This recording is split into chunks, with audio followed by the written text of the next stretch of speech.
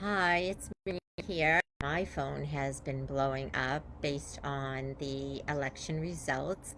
And this isn't going to be a political conversation, but it is going to be a conversation on what to do with all of the feelings and the emotions that you may have going on for you today. Um, And if you are candidate one, I'm assuming you feel quite good. And what I would say to those that they're candidate one, it's it's this idea of how do you take care of your neighbors that it might not have been their candidate. How do you reach out? How do you support them?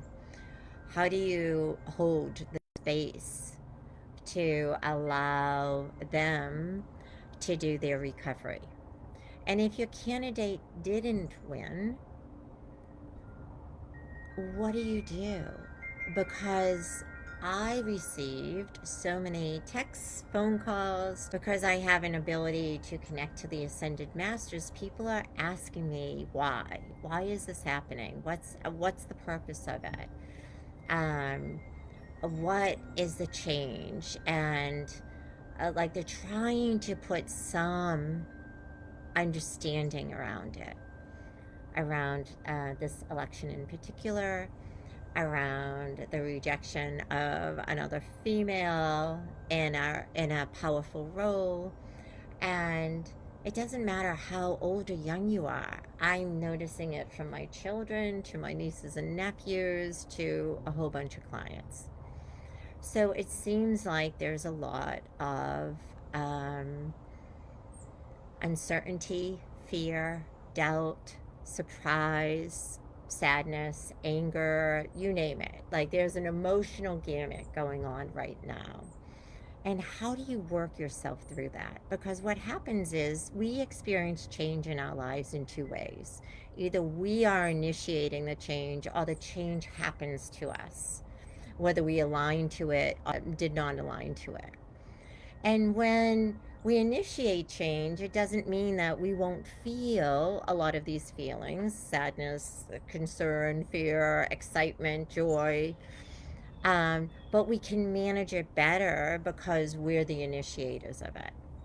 But when it happens to us, a lot of times you go to the confusion, the pain, the hurt, the powerlessness, the distraught, so the first thing I want you to do is to just check into your own emotional well-being.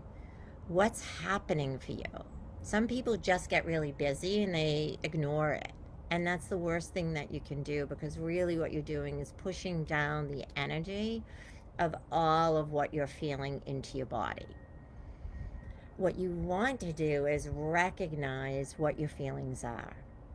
So the first thing to do is just give yourself some time and space and maybe just journal out what you're feeling. And again, it doesn't only have to be around the election, it could be around anything that's happening in your life that has to do with change, that might be coming from external, like maybe you have an illness. Maybe you got a new job and it's a happy change, and at the same time, there's a lot of fear associated with it. Whatever it is, the first step to managing emotional well being is to just connect to your emotions and give yourself the freedom to experience them. The freedom to let go of your anger, or let out your anger, or just to sort of sit and feel the sadness or the confusion or whatever else is coming up. And then the next thing that you can do is to take some deep breaths and get connected with your well being. And how we get connected with our well being is through understanding, is through helping you to frame what is going on in your life around the change in a way that allows you to feel empowered again, in a way that allows you to feel that you can make some decisions and have some choices within the change. that you can take some action, that you can pray, you can meditate, you can do whatever it is. But it's this idea of empowering yourself to know that there's a way in which you can take care of yourself. So that's the next thing I want to say to you is that get connected to what do you need to feel better. You can still feel confused, upset, angry, but what do you need to ground yourself in to feel better? I was talking to somebody today and they said, oh, I'm just like staying away from the TV. I'm out in my garden. I'm playing classical music. I lit a candle. Like, I'm managing my own environment to make me feel better. So they put their energy around their environment and how it welcomed them into it. So get clear on what you need. And then connecting with your own breath and letting yourself not only feel your emotions, but then release your emotions. And you may have to do this process several times over the next week, 2 weeks, months. It's this idea of that when change happens to us and we feel like we don't have control, all our emotions just don't show up at once and we release them and then we're all done. No, there will be other triggers, other things that happen in your life around the change that will bring it all back up again. And so you have to be prepared to go through this process several times, many times. And you're letting the connection in and you're letting it out. You're feeling the energy, so you're acknowledging your emotions, your feelings, and then you're grounding yourself and letting go of those. And how I most often let go of them is by really having something that helps me understand humanity, love, life better. So I'll either read a poem or get connected to a philosopher's way of being, or I might look at the history of whatever and say, what from that history can I bring forward that gives me comfort? So it's a way first and helping the mind to hold it differently and to hold what you've been through, what we've been through in a way that again empowers you. And then the release process could be just letting those other feelings go. And I like to visualize my feelings leaving my body because for me, it's not enough. I've been a stuffer for years, so it's not enough just to say, oh, I'm angry and I'm sad. So I identify it, but it's not enough for me to really release it.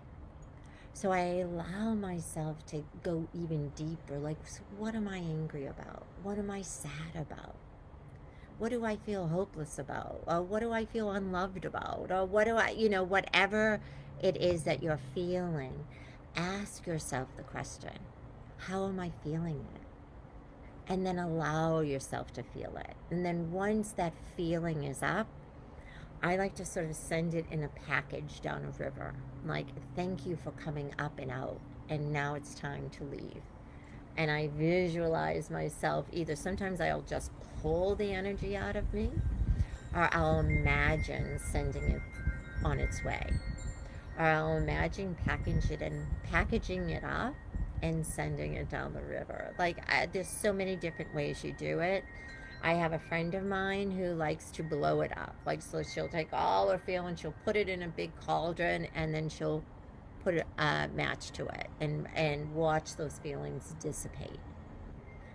And what happens is when you release the energy of the feelings, you'll start to notice that you have space in your body again. And maybe your breath is a little deeper. And now what you want to do is fill that with what empowers you, what gives you strength, what fills you up.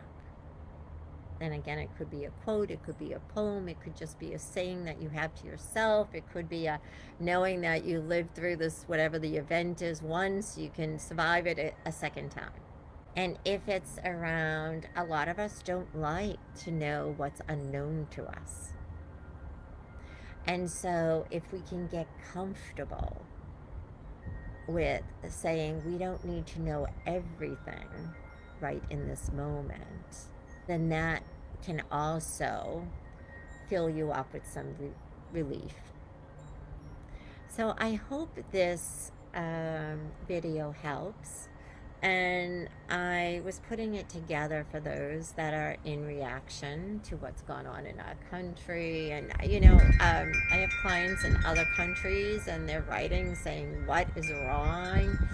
And so don't forget that most of us are empaths, so we absorb energy, whether it's getting directed to us or not. We're just walking, we might be walking through the grocery store, we might be walking through a library, and we feel the confusion or the upset, the anger. So if you're an empath and you're absorbing, two things: make sure you put yourself in a white bubble of light. And when you put yourself in that white bubble of light, I want you to imagine that you have a cord going right from you to the creator's energy or your soul's energy, whatever works for you.